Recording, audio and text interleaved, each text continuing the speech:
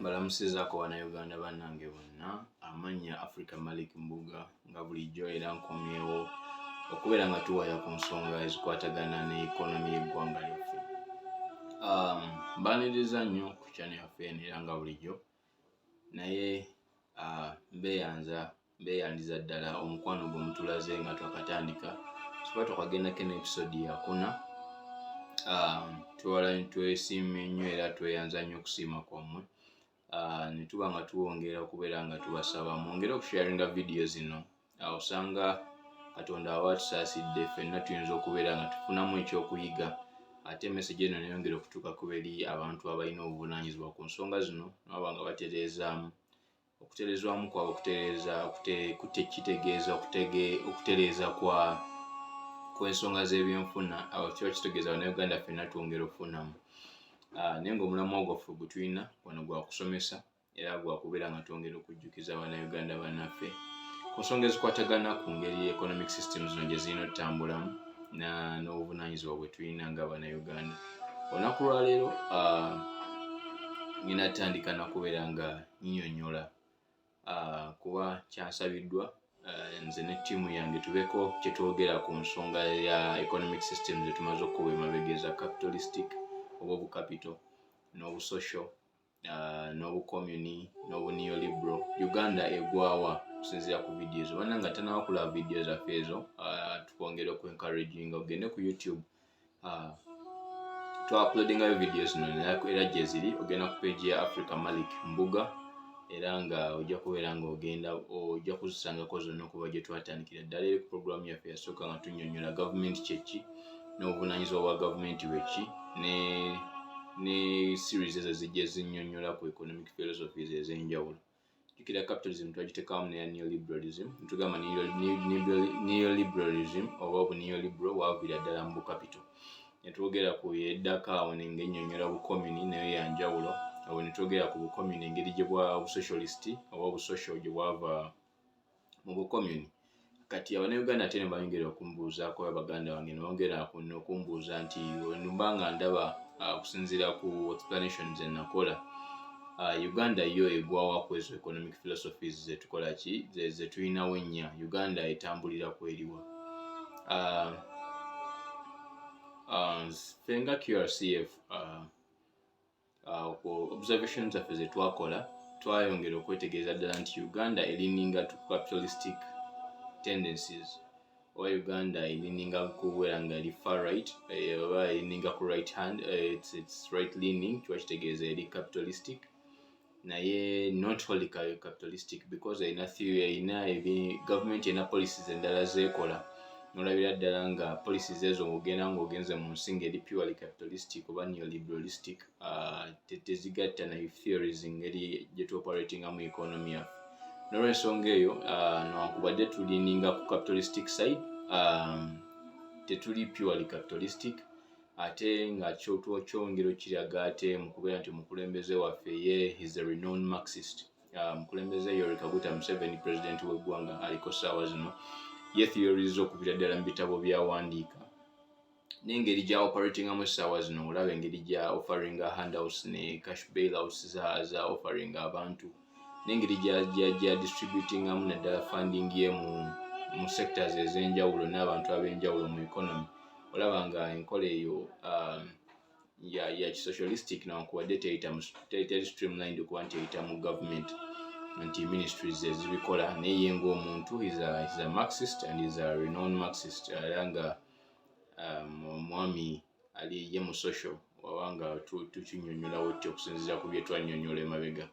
Omukulembeze waffe ali social, is a socialist, naye nga jjukira nti aba twabayita erinnya erya Marxist mu gundi yaffe ezaasembayo, naye nga economy yaffe yeerininga ku capitalistic. So nga QRCF Quest Research and Consultancy Firm tukola researches ez'enjawulo ku economic situations enaddala zikwatagana ku Uganda ne East Africa, naye nga yeyo view yaffe gye tulina. So Uganda is not purely a capitalistic, though it is capitalist. It is capitalistic leaning, and it is right leaning. It is a right hand economy. Katukira mbanga left economy or left leaning bantegeeza nti atawo tuli ba social. So ngamba nti right leaning okusinziira ku topic gye twogerako economics, onjogera right leaning mma ntegeeza capitalistic, onjogera left leaning mma ntegeeza socialistic. Naye ate wetugenda mu politics byawukanamuko oba byagala okufaananamuko, naye nga engeri emboozi yaffe gyetakwatagana ku politics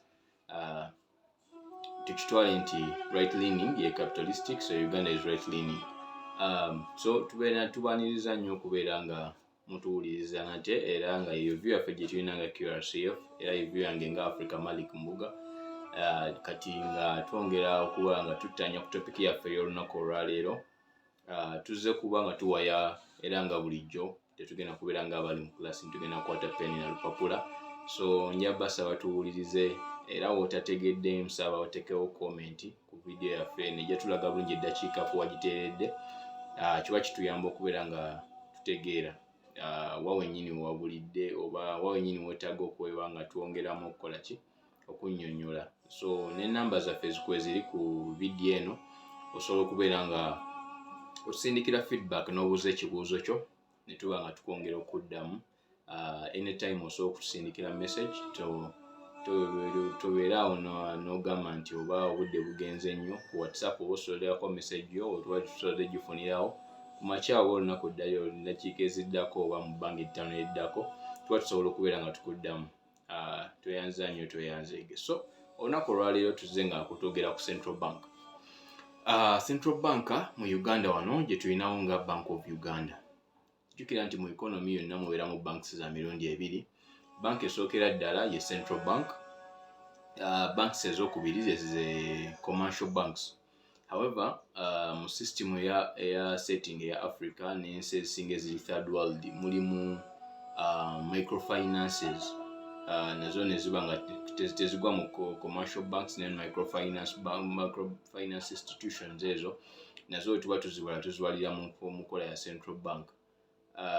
Ya commercial banks, naye nga nazo ziri wansi wa Central Bank. So Central Bank eno nga tugamba Bank of Uganda mulimu ebintu bingi nnyo emigaso gy'erina era emigaso gy'ekola, naye nga omugaso ogusingira ddala obukulu mu nsi okubeera nga eprintinga ssente, era zizo ssente z'olabako n'otambula n'ozirabako awo, nti okwatako mu nsawo yange n'ogamba nti oba mu nsawo yo n'ojjamu n'ogamba nti ninamu olw'ataano olwa akaataano akatona ka coin ke tulina akasingayo obutono mu value wano e Uganda, ne kuddako 10, ne kuddako 200, ne kuddako 5, ne kuddako 1,000 oba tuyita olwasa, ne kuddako 2,000 ke tuyita akabiri, ne kuddako 5,000 ke tuyita ak'ettaano oba effite, ne kubeerako ak'omutwalo oba omutwalo gumu ogwa Uganda gye tuyita wire mu lulimi lwaffe olw'ekivubuka, ne tusanga ak'ebiri oba emitwalo 2 ke tuyita ekinyaanya, then ne mubeerawo n'ak'ettaano ke tuyita ezzike. Kati emitwalo 5 ye currency yaffe esinga okubeera nga nnene mu currency notes, n'olw'ataano ye coin yaffe era ye currency yaffe esinga okubeera, currency gundi yaffe esinga okubeera nga ntono mu value era nga yejjira mu coin. Naye eyo nonna Central Bank yekola ki? Yezifulumya mu bungi bwonna bwe tuzirabako, era omuntu wa bulijjo tokkirizibwa kubeera nga ofulumya currency eri legal era nga etambula n'omuba nga mugikozesa mu transactions ez'enjawulo okusinziira ku mateeka agaliwo mu ggwanga. So Central Bank erina obuvunaanyizibwa okubeera nga efulumya ssente ezo ze tukozesa buli wamu mu nsi yaffe. Naye si gwe mulimu gwokka gw'erina. Central Bank erina emirimu emirala giri 4 oba 3 ogumu ng'onnyonnyoddeko. Naye ogusookera ddala ye issuance of legal tender. Ye gye tunnyonnyoddeko nti efulumya ssente ezo naye wange ezitambuza eziteekerawo abantu babe nga bazikozesa mu kusuubulagana n'omu kugula ne mu kutunda ebintu eyanguyizeeko abantu. Jjukira nti twavaayo eri wansi ewasooka ku barter trade.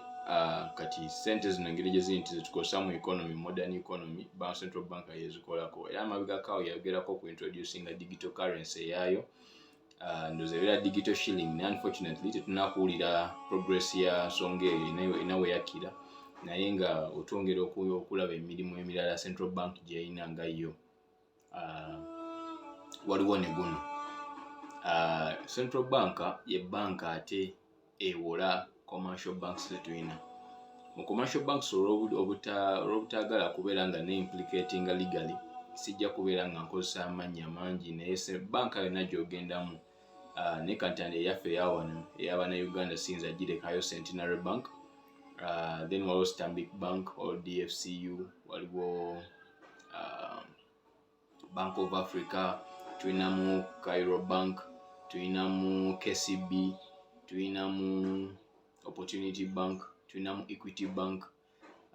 Banks nyingi, City Bank naye operating mu Uganda though operatingira ku small scale ya wansiko, abantu abasinga tebagikozesa nnyo oba tewulikika nnyo engeri gy'operatingamu like na target market yayo. Then tulinayo ne bank empya ndowooza ekozesa Islamic banking empya yita Salam Bank. So bank ezo zonna ziri commercial era nga ziri wansi wa Central Bank of Uganda. Central Bank, which is the Bank of Uganda. Kati omugaso gwa Central Bank nti ye overseeing oba yeriwo nga monitoring bank ezo zibe nga tezikola ki, tezisookera ddala tezigwa, ekyokubiri tezisuula bakasitoma baazo mu loss. Era emabegako awo muwulira nti bank emu webanga emereddwa ndala mu financial nga business zonna we zirema, Bank of Uganda esooka ebiseera ebisinga okuissuinga statement nti abantu abalina ssente west ne west mu banka bweti mube nga muzijjayo olw'ensonga nti tugenda liquidifyinga or anything else, oba tugenda gikola ky'okusinziira ku procedures bwe zigenda okugenda mu maaso. So Bank of Uganda yeyina obuvunaanyizibwa ku bank ezo zonna gitwale nga supervisor waazo. Naye ate ogwo mulimu gumu. Ogwokubiri gweziinako nga ogwa omukulu ennyo, Central Bank eyo wa Bank of Uganda yeewola banka zino endala ate zetukoze kaki ffe zetwewolamu oba netutereka mu ssente zaffe. Jjukira nti omulimu gwa banka zino commercial bank ogumu ku zo ogwo okubeera nga ziwa abantu credit oba ziwa abantu loan oba ziwola abantu babe nga bakozesa ssente zo mu business ez'enjawulo oba mu taking care of personal things or personal needs or personal expenses, ate bamale babere nga bagiddiza naye nga ogiddiza n'amaki n'amagoba. Ng'oggyako Islamic banking systems ezo kati Central Bank oba commercial bank yonna zenga kuze namenye emabega, ze zimu ku zo eziri mu Uganda kuze namenyeko emabega nti webanga yo yeetaaga okwewola kuba nayo business nga business, naye webanga yeetaaga okwewola ate yo yeewola wa mu Central Bank. Kika Central Bank eba ne ssente ezimala okuwola bank eno era naye weba egiwolera obeerayo kasente akabeerayo mu bank reserve kabeera nga omusingo Central Bank zino bye ziwaayo, naye we baba bagiwolera ku magoba, mubeeramu amagoba mu ssente ze baba baziwola era gye tuyita interest. Kati nga gwe bakucharginga interest wano ku loan yo gy'oba olina mu commercial bank yonna, era ne Central Bank requiringa commercial bank yonna oba banka zino ezaffe eza bulijjo nti weba egyewolako ezaayo amagoba. Kati amagoba ago mu luzungu gye tuyita interest, era nga omugaso gwa Central Bank akati oguba ogwokusatu kwe kubeera ng'ewola commercial banks ezo. Jjukira ogusoose tugambye nti Central Bank eno wa Bank of Uganda yeyina obuvunaanyizibwa ku kufulumya ssente abantu ze tukozesa mu economy. Omugaso gwayo ogwokubiri ku supervisinga commercial banks zino eziba ziri mu economy. Omulimu gwayo ogwokusatu kubeera ng'eziwola ssente era zo tezeewola nnyo mu bantu, era toziraba nga zi-issuinze treasury bonds oba nga zifulumiza treasury bonds kale okusinga kuba ziri long term, naye treasury bills ziri short term naye ne bonds. Kati bonds ezo commercial banks tezitazi-issuingira abantu naye ezo we ziba zeewola ate zeewola mu commercial bank. Omugaso ogwokuna ogwa Central Bank oba Bank of Uganda gweyinamu eri abantu kwe kubeera ng'emonitoringa, kino kakisome mu Lungereza nsobole okubeera nga nkinnyonnyola bulungi mu Luganda. Omugaso gwayo mulimu monitoring and tracking economic data used by economists to forecast and plan for the future of the economy. For example, the Bank of Uganda issues monthly monetary policy statements in newspapers, and they show and they focus where the economy is going, where the interest rates are standing. So mu kinyonyola mu Luganda ti Bank of Uganda eno erina obuvunaanyizibwa obw'okuba nga predicting ekinajja mu maaso, oba forecasting okulaba ekintu nagamba nti weather forecast, enteebereza y'obudde. So enteebereza y'ebyenfuna eby'eggwanga Bank of Uganda ekirinamu omukono, era gwe gumu ku mulimu gw'erina. Era buli mwezi oba weetegereza amawulire, omwezi gwakatandikaawo, naddala Bank of Uganda nze amawulire gentera okusobera nga nkozesaako mu The Observer etera okufulumizaamu monetary statements zaayo, n'amalala ag'enjawulo efulumiza monetary policy statement ey'omwezi ogwo. Ne bakunnyonnyola interest rates ziyimiriddewa, inflation yegisuubira egenda kuddawa, inflation gy'emiwendo gy'ebintu mu economy. Ne bakubuulira amagoba yo banka geesuubira okuba nti nno gye gegenda okuwolerako, ate ne banka nazo ziwolereko. So olaba amagoba ago nga geeyongeddemu mu monetary policy statement ey'omwezi ogwo, kiba kitegeeza ne commercial banks zigenda kwongera ku interest rate yazo ku loans ez'enjawulo. So oluusi oyinza okugenda mu banka n'olaba nga luli bakuweredde ku tugeze 13% ku loan, ate n'ogendayo omulundi omulala ne bagamba kati kyali 13 eri 16% ku loan eno, naye nga banks zikyajingira ddala paka nga ku 20%. Ebadde example.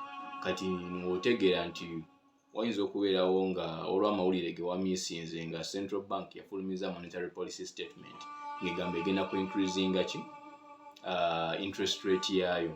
N'ebintu byonna bisangibwa mu mawulire, naye osanga nga amawulire ago ndaba galiko MPS ofubanga nnyo katunulamuko lisinonyaamu kuba bagezaako gilimitinga ne bakuteeka mu statements nga ntonotono. So eba message okuva mu Central Bank ng'egezaako okunnyonnyola public wa weeyimiridde mu nsonga eyo.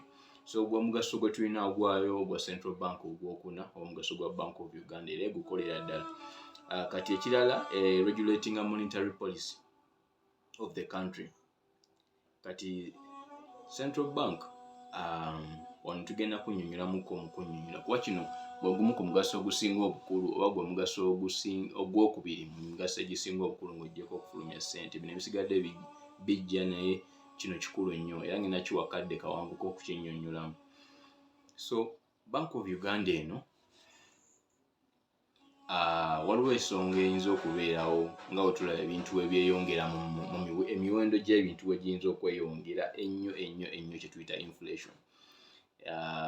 Nti leero obadde ogula tugeze basket of goods z'okozesa ewaka, nti ogula sukaali, ogula ennyaanya, ogula butto, ogula obutungulu, ogula omuceere, ogula ettooke, n'omalawo tugeze awamu mu kutegeera okwangu awamu n'omala mu lugula lumu n'okozesa emitwalo 5 ebigenda kumala. Si kifaananyi kituufu mu economy, naye olw'ensonga tugenda kunnyonnyola nsaba tukitwale bwe tutyo nti kuba kino kye kijjayo bulungi picture y'ensonga ya inflation. Noba nga guno omwezi obiguze ku mitwalo 5 byonna n'ebigwa nga bikoze eki biweddeyo. Ogenda okuddamu obigula omwezi oguddako nga biri mu mitwalo 5 mu 15,000. Ogenda okudda ebintu by'ebimu by'oguze leero, ogenda okuddamu obigulako enkya nga biri mu mitwalo 5,700. Ogenda okuddamu okubigula nga biseewo wiiki 3 nga biri mu mitwalo 6,000. Tugenda okumalako omwezi nga biri mu mitwalo 6,200. By'obadde ogula ku mitwalo 5 mu mwezi ogwo nga gutandika, kiba kitegeeza waliwo ensonga gye bayita inflation. Ebintu byeyongedde ebbeeyi okusinziira ku bbeeyi ebaddewo bulijjo. Inflation eno mu economics oluusi tebeera mbi era si mbi okuggyako nga evuddewo eyitiridde. Kati nga kyeŋŋambye nti ekintu kibadde kya mitwalo 5 ate ng'ofunyemu ebintu ng'osobola obikonsumingira ku mitwalo 5 kiba nga biri mu mitwalo 6,200, byongeddemu omutwalo 1,200 mu mwezi gumu. Mu percentage eba percentage nene nnyo ya inflation. Let's say eyinza okubeera nga mu how many points ziba ziwerako kale naye nga mu kunnyonnyola okwangu ebintu biba byeyongedde ebbeeyi kati egyo bayita ki inflation. So inflation eyo weebeerawo gavumenti eba erina obuvunaanyizibwa ng'ekozesa ddala central bank okubeera ng'ebintu ebyo bikka ki ebbeeyi. Engeri gy'eyinza okumanipulatingamu sisitimu eyo oba kugigayidingamu eddemu obeera nga ebintu ebyo bikka ebbeeyi kye bayita monetary policy mu kigwa. Jjukira monetary policy eno mu kuginnyonnyola kantandike bwe nti regulating the monetary policy of the country is the most basic role of the central bank, but it uses interest rates, on which the central bank offers a loan to the commercial banks. So the lower the interest rate, the lower the bank rate. Then the easier it is for people to get loans. Engeri gye central bank eno gye streamlining ensonga nga waguddewo ebintu wa Bank of Uganda gye streamlining ebintu okubeera nga bivudde mu bbeeyi eya bulijjo ebbeeyi n'eduumuuka nnyo mu kugizza wansi. Central bank kyekola oba emu ku ngeri gy'ekikwasaganyamu eyongera kye bayita interest rate ku magoba gaayo geewolerako banka eza bulijjo. Weyongera amagoba ku ngeri gyeyo banka ya bulijjo engeri gyewolamu kiba kitegeeza naye egenda kwongera amagoba geekusaba ng'ogyewolako. Kati ye weeyongera amagoba eri we kyambuka wano mu banka kyambuka kiba kitegeeza abantu abasinga tebagenda kwewola ssente ezo. Abantu baba tebagenda kwewola ssente ezo kiba kitegeeza demand y'abantu mu economy egenda kukka wansi lwa nsonga baba tebakyafuna ssente zigula bintu ebimu. So ekyo kiba kisuula akatale oba kiba kisuula obwagazi, si katale wabula obwagazi bw'okugula gye ba demand, kisuula derived demand oba demand eri backed up by the ability to buy. Nti demand nga olinamu n'akasente akagenda otuukiriza ekyo ky'oyagala. So demand eyo wekkirira ebbanga lyomala nga tolinamu nnyo kasente mu nsawo, ssente oba ogenda kusaasaanya ntono, kiba kitegeeza n'ebintu ebyo buli abadde ali willing okutunda ku bbeeyi eya waggulu agenda agissa yekka olw'ensonga abantu abasinga baba tebalina ssente mu nsawo. Kati ekyo bwe kibeerawo ng'emiwendo gy'ebintu gitandika okukola ki okukkakkana, bwetyo gavumenti webalansinga oba central bank webalansinga ekintu kya inflation. Kati mu issue eyo kati emu ku monetary policy tools zeekozesa era nga using the interest rate.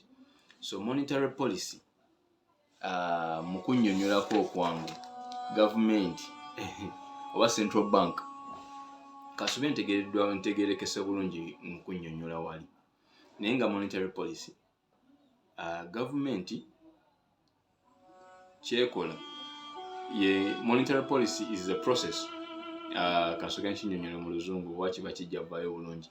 Monetary policy ebeera process by which the central bank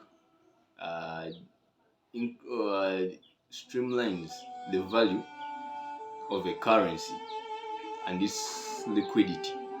Anti omuwendo gwa ssente, value ya ssente n'obungi bwe ziri mu economy, central bank engeri gyezitambuzaamu ng'ebalansinga ebibiri ebyo gye bayita monetary policy. Monetary policy ga central bank yegikola. So jjukira twayogedde ku bugundi za central bank wali waggulu ne twogera ku monetary policy naye saaginnyonnyodde, naye mu kunnyonnyola interest rates wano ekyo kiyinza okuviirayo obulungi.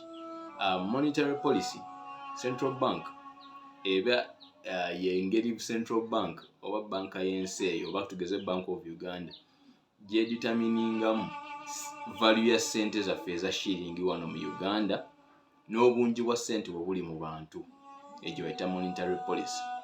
Kati monetary policy eyo central bank ekozesa kye bayita interest rate oba interest rate tool gye twogeddeko ey'amagoba nti ebintu bwe biba byeyongedde ebbeeyi nga inflation ezze nga nnyingi. Jjukira tugaa inflation erina ebirungi byayo lwa nsonga abantu abamu bagifunamu ate ne investment neekola ki neeyongera lwa nsonga economy eba egenda mu maaso, naye bwe kiyiga ewenga out of hand nga emiwendo girinnye nnyo central bank kyekola ebimu ku byo gye tugenda okukomako mu video ya leero tukone ku katonda ku fiscal policy. Ekimu ku central bank byekyekola ekozesa kye bayita interest rate. Interest rate ge magoba geesaba commercial bank yonna ng'egenda gyola. Kati commercial bank weewolebwa ku bbeeyi eya waggulu naawe ng'eyongezaamu ku magoba gegenda okusaba. Weeyongeramu ku magoba gegenda okusaba kiba kitegeeza bantu batono abagenda okwettanira bank okuba nga beewolamu ssente. Abantu abo bwe bakendeera kiba kitegeeza economic activities zigenda ku slowinga zikke wansi lwansonga abantu basobola ku affordinga kukola ki kuggyayo ssente zino babe nga bazikozesa mu bizinesi zaabwe zeeyongere mu maaso. So ekintu ekyo bwe kibeerawo n'ababadde bali willing okutunda ekintu ku mitwalo 2 abagamba ennaku zino engeri abantu gye batalina ssente tebagenda kugula nnyo kankitunde ku gumu 8 n'ajjamu 2. Jjukira lwajjamu akasente n'abadde alinamu entono abagamba awo kati kangule engeri gye banzigiddemu 2 kankole ki kangule. Kiba kitegeeza ebintu biba bikkirira ebbeeyi mu process eyo naye nga kivuddewa ku central bank wa Bank of Uganda yekola ki yeba ekikoze. So wotyo ekyakiri deliberate central bank ekikola ekiri deliberate mu ngeri gye bayagala okukola ki controllingamu inflation. Ekyo kigwamu ne exchange rate y'eggwanga nayo wotyo we operating nayo kuba mu value ya currency oba value ya sente zetukozesa mu nsi mulimu kye bayita ne exchange rate ya Ugandan shilling ne currency endala ez'enjawulo.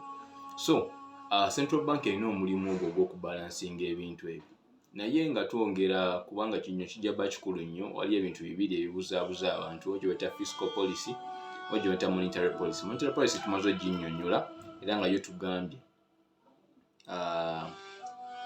ye gye tunnyonnyoddeko emabega tugamba ebiseera ebisinga government ebe controlling ekisookera ddala value ya currency oba value omuwendo ogwa ssente zaffe ziri worth ssente mmeka n'ekyokubiri ssente zenkana ki mu bantu obungi eye monetary policy. Kati fiscal policy yo government ekozesa ebintu 2. Ekisookera ddala ekozesa emisolo ne government expenditure okubeera nga streamlining our economy ebeeraga. Example, fiscal policy is when mu luzungu nyinza kinnyonnyola bwe nti fiscal policy is when the government uses the forces of or the systems of taxation and government expenditure to streamline where it wants its economy to be headed to or to be heading to. So fiscal policy yo government ekozesa taxes era omulaba ekintu kikwatagana ku misolo kiba kitegeeza taxes kiba kitegeeza government eyingiza. Fiscal policy eri ku nnyingiza ya government n'enfusaasaanya yaayo ya ssente. Naye monetary policy yo ekwatagana ku value ya currency ne ssente zenkana ki obungi mu economy. So okutwaliza wamu central bank gwo mulimu gw'erina twogedde ku gusooka printinga ssente netwogera ku kyokubiri ye supervisinga commercial banks zino ku bank entono eziri mu ggwanga ezirimu okukola ssente netumenya ne commercial banks ezimu netwogera ku supervisinga ate ogwokusatu gwa kuziwola ssente.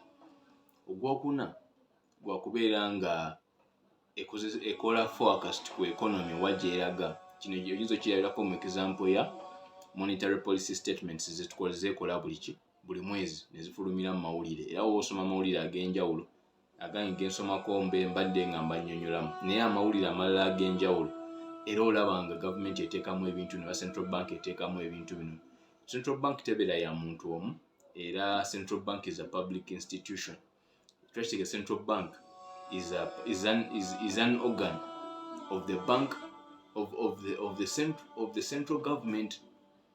Central bank is an organ of the central government. Actually, is a central bank or Bank of Uganda is the property of Uganda as a country. Eranga sawa zino tetulina gundi tetulina governor wa central bank olw'ensonga nti omukulembeze waffe ye supreme appointing authority ya central bank tana kubeera nga atuddiza okuva omugenzi Mutebire ngwa Musaasire we yakola ki we yatugendako emabegaka. Abali mu gundi kati mu capacity acting yawo baliwo nga ba acting naye nga si tewalina full powers eza governor of the Bank of Uganda. Era osoma ku theories ez'enjawulo olaba nga kirimuko challenges naye na acting essaawa zino abayita tutute bubi olw'ensonga nti emabegakawo tubaddeko ne problem ya inflation ne currency yaffe badde devaluinze nnyo comparing ne dollar kuwajjukirako emabegakawo dollar yatukako mu 3.9 naye ebadde etandise okukkirya ng'edda ku 3.8 kati bakitegeeza n'ekiba 10 ekyongeseemu currency yaffe befuna value. Kiba kirungi gye tuli ng'ensi kubanga ogenda mu nsi endala oba osobola okuba nga yo naawe ofunamu akasente akaweramu togenda na sente za Uganda nyingi kugula kintu kitono. So eyo yina migaso gya central bank nitugyogerako naye ogusembyeyo twogedde ku nsonga ya monetary policy. So nitwogera ku monetary policy netwogera ku n'engeri emu mu government gyekozesa monetary policy nga tugambye interest rate gyewolerako gyoyita bank rate gyewolerako ki central bank rate gyewolerako commercial banks. Commercial banks ezo ziwola abantu ba bulijjo.